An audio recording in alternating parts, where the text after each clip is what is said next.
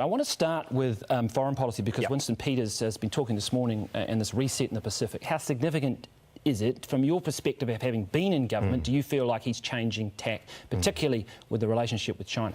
In relation to the Pacific, I don't actually think if you look at what Murray McCully did, we very much significantly pivoted in there and with aid, and we significantly increased it.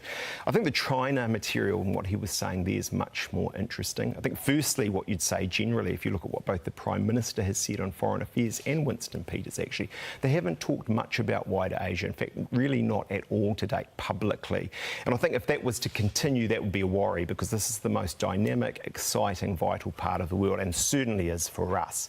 I think the other thing I'd say about what he was saying is, if it continues, and if I can say this, means what he says, it's potentially quite a significant shift. I can tell you... In what sense? Well, I signed the Belt and Road document for New Zealand. He says you were too fast. And I think actually that was about the opportunities. You say too fast, but remember our history with China in the recent past. We've been the party in the government of firsts, you know, first FTA under Labor actually, and so on and so forth. Right, and that's taken us, and just make this point, from 8-9 billion, as you say, over the last decade in two-way trade to 26, 27. So this is not to say at any level, don't raise human rights, don't raise rule of law, don't raise democracy, but I think it's the tone in which you do it, and I do think he seems to be ramping that up, and I wouldn't agree with that tone.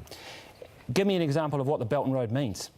Well, it means economic opportunity. And what do I mean by that? Infrastructure. You're seeing China invest significantly in infrastructure around the world. Building other people's ports. Do they come to New Zealand and build a port here? Well, Winston had his facts entirely wrong on that. He said in relation to the roads to Northland that this was something funded, done by Chinese. Rubbish.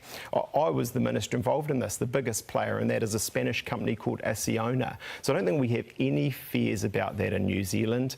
We have good procurement rules. We do that very well.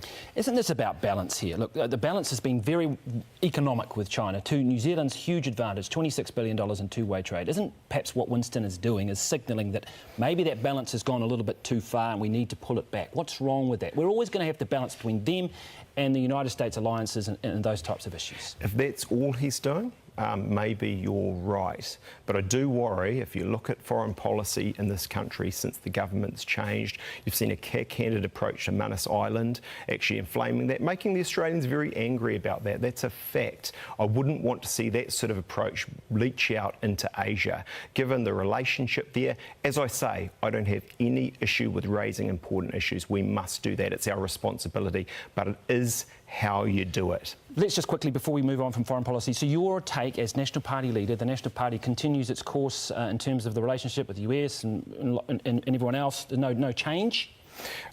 No, but what I would say on what's happened in the last few days is, if you look at New Zealand's story from our perspective, we've been a big beneficiary of free trade. We've gone from tariffs and subsidies Bill English talked about in his valedictory speech to one of the most open small economies and successful small economies in the world. So you'd be on the phone to Donald Trump? Well, I do think it's a bit like what we've just been talking about with China. I do think you need to raise these issues through the WTO and other international forum with America.